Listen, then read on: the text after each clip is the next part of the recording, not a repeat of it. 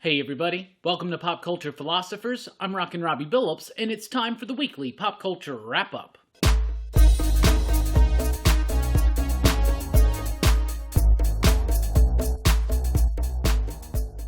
That's right everybody, thanks for checking out the video. I am Rockin Robbie Billups. This is the weekly Pop Culture Wrap-Up. It's the show where I go over the week's pop culture news, mostly comic books and movies. Let's get going. Jeff Lemire, Andrea Sorrentino, Dave Stewart have announced their next title, Classified. Now, I don't know if that's actually the name of the book because we haven't been given anything except for the team and this image and the date of September. So I'm assuming the book's called Classified. It may not be. Maybe the title itself is actually classified, or the title itself is classified.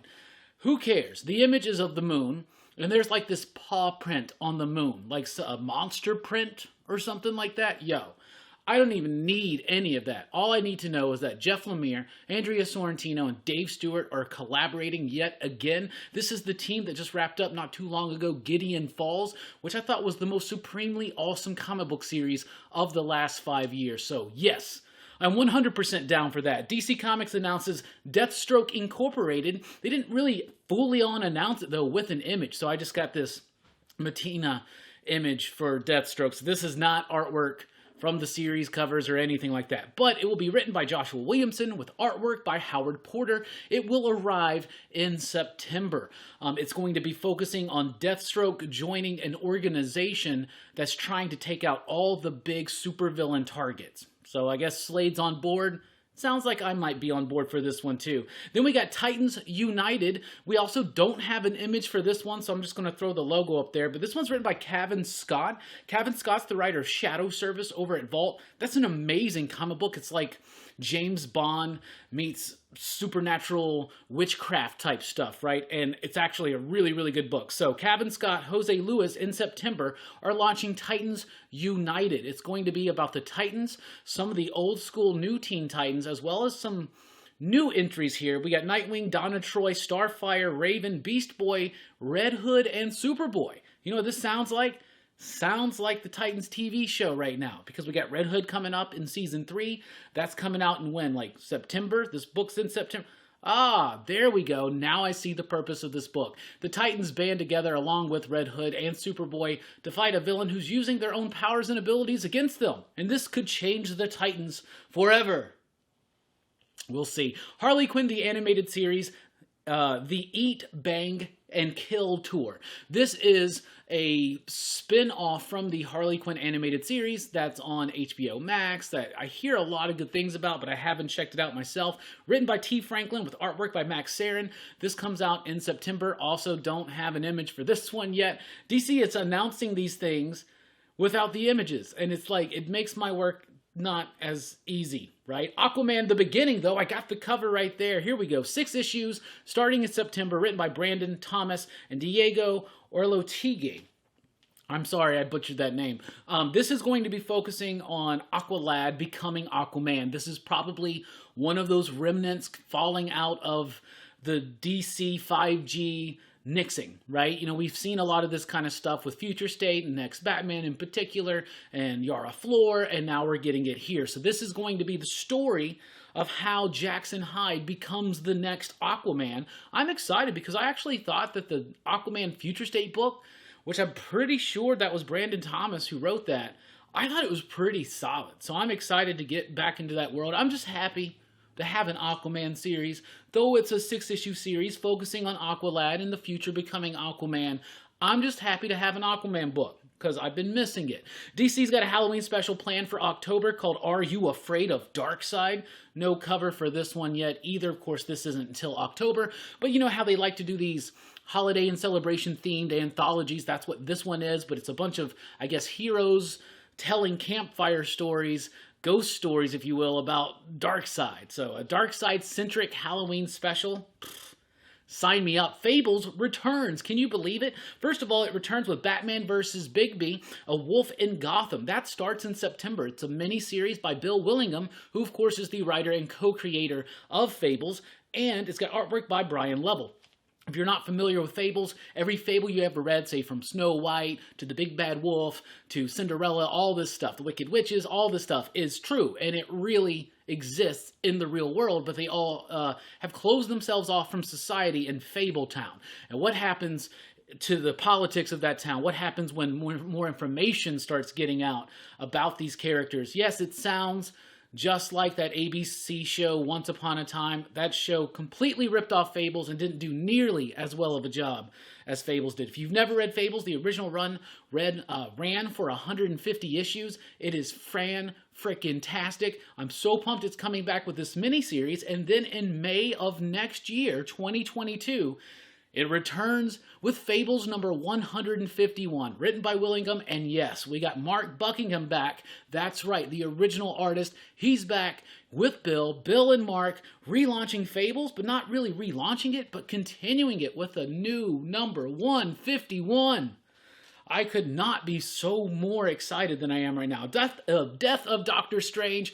We mentioned this one last week. Now we got full-on confirmation and details. It's written by Jed MacKay and Lee Garbett doing the artwork. It comes out in September. It's going to be 5 issues, and this will document the death and aftermath of the death of Dr. Stephen Strange. Dr. Strange has been protecting us from all these mystical threats for all these years. What happens when he dies? Who picks up the slack? How does that aftermath affect the Marvel Universe? That's what this one's going to be about. The more and more I actually read this solicitation, it doesn't so much sound like they're killing Doctor Strange, but that they're telling like an alternate future type tale, or like a Doctor Strange at the end or something like that. So I don't know. That's exciting. Jed MacKay's making some waves at Marvel, so definitely worth checking out. Seven Sons has been announced by Jay Lee. Not sure on the publisher, but it's a creator-owned book from Jay Lee. It's going to be, he describes it as The Fugitive meets the Book of Revelation. So the basic premise is this dude finds out he may just in fact be the second coming of Christ, and all these different forces are after him, and so then there you get the fugitive aspect of it, right? Anyway, I'm a fan of Jay Lee's work, and I'm excited to see him return to creator-owned work, because he hasn't done any since like the 90s. So that's pretty cool. Stray Dogs has got some new printings. We don't usually cover new printings here, but I definitely got to cover these because you know me. You know I'm a huge horror fan, so let's just go ahead and talk about it. Issue number 1's got a 4th printing. It's an homage to The Thing. Holy cow. Issue number 2's got a 3rd printing. It's an homage to The Evil Dead. Issue number 3 with the 3rd printing, Midsummer. Haven't seen Midsummer yet, but since we have recently done the movie night on Hereditary, and I loved it, I am going to dig into that one. And the issue number 4, 3rd printing, has a Psycho variant. Like, I love it. I really feel like the horror movie homage covers that Stray Dogs have been doing have been some of the best homage covers we've ever gotten, and I'm really excited about this batch because 3 of them, one I haven't seen, but the other 3 are 3 of my favorite horror movies of all time. So that's pretty awesome. Bad Idea is ending. I don't know about that, but Bad Idea, they did announce that they were going to be done by the end of the year. In fact, they still got some books coming out. They're calling it like the Final 5 or something like that. Did they call it the Final 5 or the Last 5? They can't call it the Final 5. You can't steal that from Bueller. Anyway, Bad Idea announced that they're shutting doors or whatever. There was a podcast a few weeks ago, and I think one of the creators there was like mentioning the idea that they were about to nix everything and then rebrand or something like that, maybe coming back without the restrictions to comic shops. I've never read any Bad Idea comic books because we just don't stock them at my shop because there's a lot of restrictions and stuff that we're just not on board for, so that's why I don't cover them here on this channel. But I have been wanting to read them because they got some top-notch talent and I hear really good things about them. So do not be completely like, lamenting the Bad Idea going away. I'm pretty sure it's coming back. I wouldn't be surprised if it comes back as Good Idea and they remove those restrictions and make them more widely available. One thing this company has done has made us talk about them, even though hardly anybody can get their books. So that's pretty cool. And yes, their last 5 or whatever, they have to be ordered blindly, meaning comic shops, y'all don't know we don't know what they are. We don't even know what they are. We don't know the creative teams. We don't know the titles. We don't know the artists. We don't know anything. We don't know anything. That's It's a bad idea. They announced the Eisner nominations once again, another year and another year where I am just not happy and feel like there's a lot of snubs. We'll be talking about that on Sunday night's Rockin Robbie Live. Hopefully we should be going on with Rockin Robbie Live. The mixer seems to be working well enough to do live streams for now. Masters of the Universe Revelation. Did you see that teaser? It debuts in Netflix July 23rd. I can't wait. I'm a huge Motu fan, and I am excited for this. It's got a great voice cast, including Mark Hamill as Skeletor. It's executive produced by Kevin Smith, who has a passion for this project. And yo, that first teaser, wow, it blew me away. Finally, a He-Man story that seems like it's going to have some really great dynamic animation and completely tie into the original animated series. I am 100%. And then the song choice, ha, ha, we need a hero, ha, ha, her. I am ready on July 23rd. We are going to have the power, yo. I'm ready. Sam and Twitch is getting a TV show. Very cool. So Todd McFarlane has, of course, been talking about lots of announcements coming in the future about not just the comic expansion of the Spawn world, but the film and TV side of it things too, right? So Sam and Twitch is going to be done as a TV series. I think that's excellent. I wonder if it's going to be heavily tied into Spawn or if they're just going to focus on Sam and Twitch. You can just focus on Sam and Twitch, but I wonder if they're what I'm saying is I wonder if they're going to acknowledge the fact that Spawn exists in their world. Anyway, it's going to be really interesting to check it out. Sam and Twitch are great characters. In fact, even back in the days when I wasn't necessarily a big Spawn fan like I am now, Sam and Twitch, the Brian Michael Bendis run, that whole series, I think it was like 18 issues, that is so freaking worth it. And it was the first time that I recollect ever seeing, and I'm pretty sure it's the first time they worked together, Brian Michael Bendis and Alex Maleev. And yo, I cannot tell you how exciting that book was. Sam and Twitch, it was fantastic. So I'm excited to see. I hope they go with that kind of a vibe. Jamila Jamil is playing Titania in the She-Hulk show. That seems really cool. I am familiar with one show she was on. She was on The Good Place. I can't remember the name of the character, but I think she did fine on there. A completely different character than what Titania is going to require, but I think she can pull it off, so I'm excited to check it out. Legion of Super Pets. That's the Super Pets movie that we were talking about a few weeks ago, where they had cast Dwayne "The Rock" Johnson as the voice of Crypto. It's an animated movie about the super pets of the DC universe, right? Well, now we got some knowledge that some other cast members have been signed on, including Keanu Reeves and John Krasinski, but Kevin Hart is signed on, and he's going to be Ace the Bat Hound. That makes total sense. So you got The Rock as Crypto, you got Kevin Hart as Ace the Bat Hound. I'm going to watch this movie, and I think it may be one of the best DC movies in years. I think people, if they do it right, you know what I'm saying? Like, it's cutesy, fun, charming for kids, for the family, for everybody. Who knows? Quiet Place 3 has been officially announced for 2023. The first Quiet Place movie I thought had really cool idea, neat execution, but it was just, I thought it was decent, right? The second one blew me away. I loved A Quiet Place 2. And the way that movie ends, I was like, they better be doing a part 3. They're doing a part 3. It's going to be set to debut in 2023. Infinite. I watched the trailer for this. It's a new Mark Wahlberg movie. It's on Paramount Plus, which is formerly known as CBS All Access.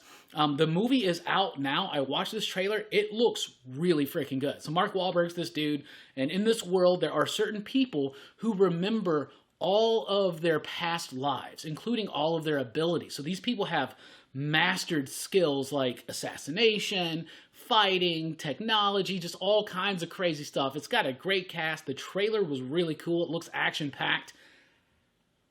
So, yo, that movie looks really freaking good. So I'm going to be checking that out. Like I said, it's on Paramount Plus right now. And Blood Red Sky, I saw a teaser for this. It's a Netflix horror show or movie. It debuts July 23rd, same day Motu Revelation comes out. This looked really cool. It's about these dudes who hijack a plane, these terrorists, right? The problem is, one of these passengers is a damned vampire. A vampire. Like, talk about picking the wrong target. And, of course, a bloodbath will probably ensue. The teaser was really, really short, but it's coming very soon on Netflix, and I'm excited to check this out. So that's what we got for you at Pop Culture Philosophers. What's coming up this week, though? What's coming up this week? First of all, tonight, Saturday night, 6 p.m. Central Time, over at Dylan's horror show. I'm the co-host, always on Dylan's Horror Show. The link is down below. Tonight we're doing a full moon double feature. We're talking about Head of the Family, that was Dylan's choice, and we're talking about Creepazoids, that was my choice. And of course, definitely heavily inspired by my fandom of Linnea Quigley, right? Sunday night, Rockin Robbie Live, 7 p.m. Central Time. Hopefully we can have a full-on show this time. And then, of course, the weekly comic book review, weekly pop culture wrap-up next week, all that jazz, and a little bit of surprises. You never know what's going to happen here. Anyway, we really do appreciate you checking out the video and supporting the channel. Please be sure to like, share, and subscribe if you haven't already. And join us over at popculturephilosophers.com for podcasts, blogs, and a whole lot more. I've been Rockin Robbie Billups. Thanks for rocking with us. Station!